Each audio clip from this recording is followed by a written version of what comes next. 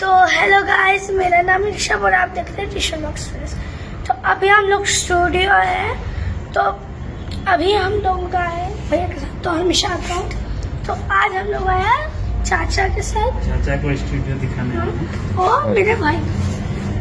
तो चलो इन लोगों को दिखाते हैं। काम खत्म हो गया, जब सब खत्म हो गया है,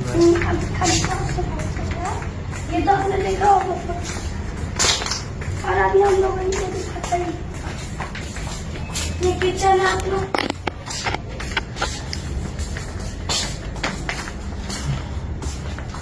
इधर हाथ धोने की व्यवस्था और इधर वॉशरूम और ये जगह।